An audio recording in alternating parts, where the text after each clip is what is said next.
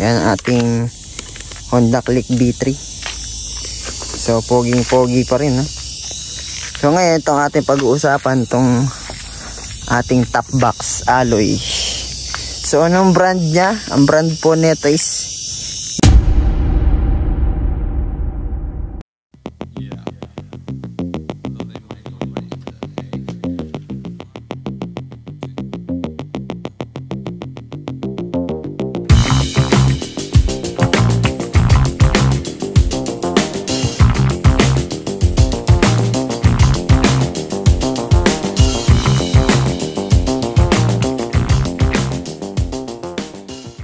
So yun, good morning mga boss. Good morning, kamusta kayong lahat? So nandito nga pala ngayon ako sa Limbil San Marcos, sa San Pablo, sa nilipatan nating bahay. And wala lang, bali may may re-review lang ako sa inyo. Mabilisan lang itong nabili nating alloy top box nung nakaraang ano lang,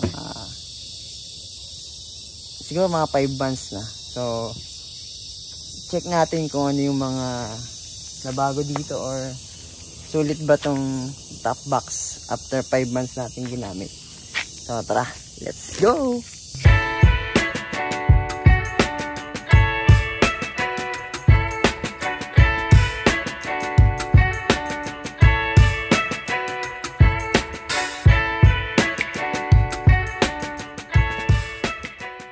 So yun guys, ito yung ating motor, si Uno. Yan ating Honda Click B3.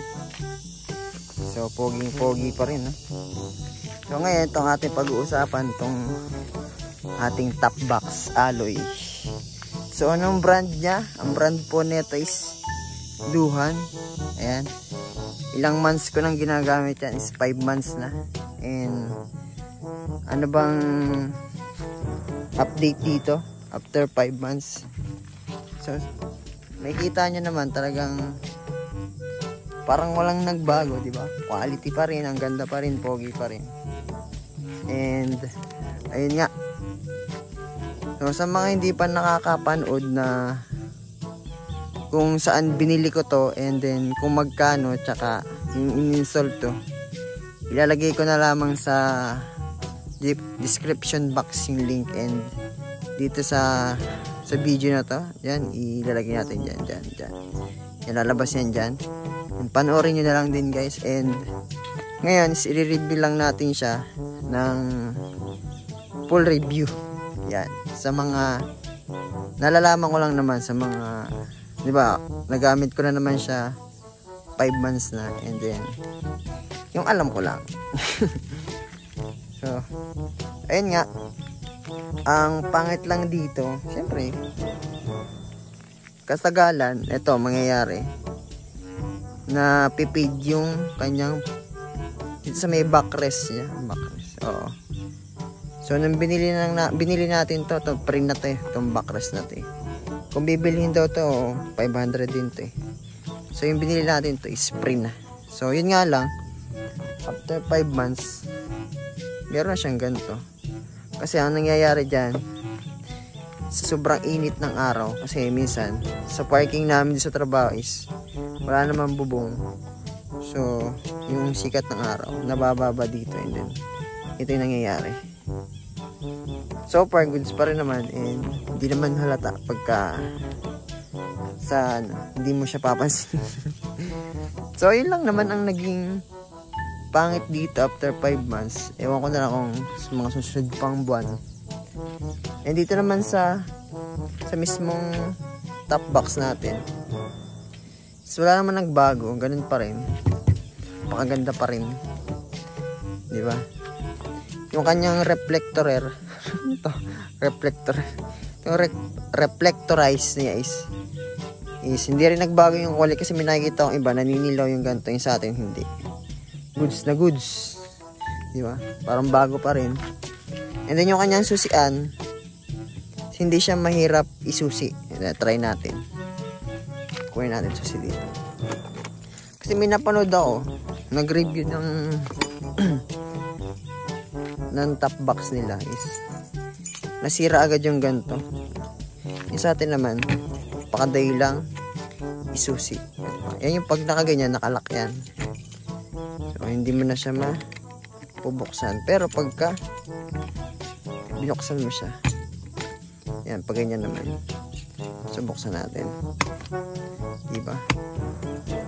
Napaka-easy. So, yan pala yung kanyang loob. So, leather na rin siya, and then meron siya ng 2 packet. Ito, diba? Talagang gamit na gamit yan pag may mga papeles ka na dala-dala. Then, ito yung kasama niya, yung binili ko siya. Meron siya isa pang susi. Duplicate. So, 2 susi yung binigay sa akin. And then, may mga kasama din siyang tools. Ayan. Free tools. Ito yung pangkalag dito sa ilalim. Yan, dyan. Pagka i-adjust mo, pagka kakalagay mo itong plate na nakalagay dito. So, kasama na siya dyan. Nakasama rin itong manual eh. Naitapon ko lang.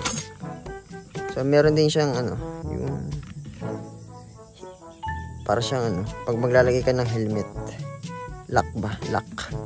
And kasya dito yung full face helmet na ginagamit ko na Spider. Wow, sinabi yung brand. Kasya dyan yung full face helmet na helmet. So, 45 liters to. Hindi, ang ganda ng kanyang leather, makapal din. And then, mukha talagang yayamanin, no? Makapal din siya.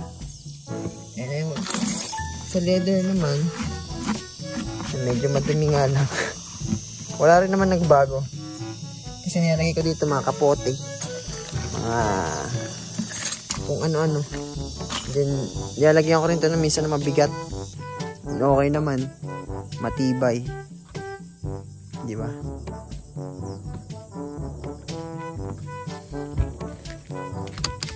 Ano pa ba?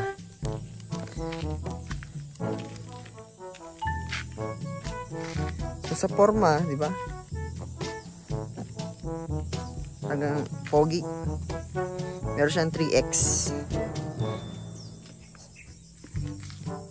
Sa price naman pa lang, bili ko lang dito is 4.5.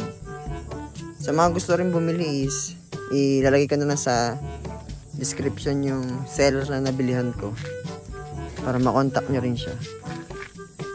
So, ayan, yan yung ating